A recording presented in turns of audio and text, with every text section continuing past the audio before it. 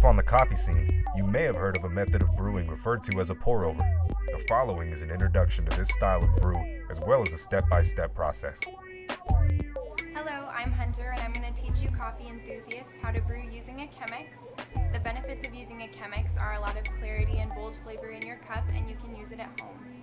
You're going to gather your materials, including a scale, a timer, a kettle, a Chemex, paper filters, a grinder to grind your coffee, and your coffee beans.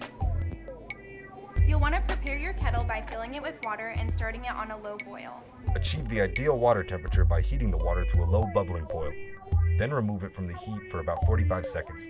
The temperature will be about 180 to 200 degrees Fahrenheit. While the water is heating, measure 42 grams of your coffee on the scale.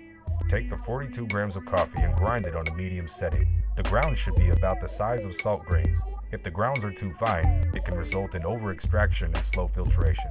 Too coarse, and the coffee will be weak. Prepare your filter by placing the 3 folds toward the spout of the Chemex. You can use your hot water to rinse the paper filter, sealing it to the Chemex. And you can also use some of the hot water to preheat the mug you'll be using to drink your coffee. Preheating the mug and Chemex is a useful trick to keep the surfaces hot, which keeps your coffee hot for a longer period of time. Now that the Chemex is prepared, you can discard the water inside. Begin the pour over by placing your ground coffee in the paper filter. Set your timer for 3 minutes and 30 seconds and begin the pour, allowing the coffee to bloom for between 30 and 40 seconds. The initial bloom of the pour-over process allows for pre-infusing and ensures even water dispersion. This process also releases CO2 that can potentially block the coffee grounds from soaking and weaken the flavor of the coffee. If your coffee doesn't bloom, it could be due to a lack of freshness. Now that the coffee is bloomed for 30 seconds, we'll begin the consistent pour. Pour slowly over the coffee at a consistent speed and try to avoid any white spots where the coffee is bubbling a lot.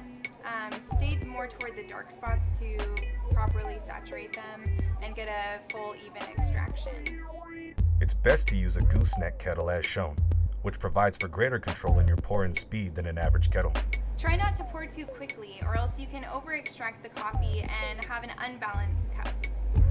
By the end of the pour, you'll want the coffee line to reach the belly button on the side of the Chemex. Now that the pour is done, you can discard the filter and the grounds. Dump the preheating water out of your mug.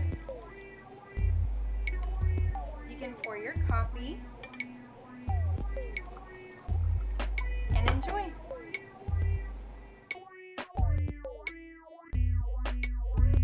This has been Brewing with the Effers.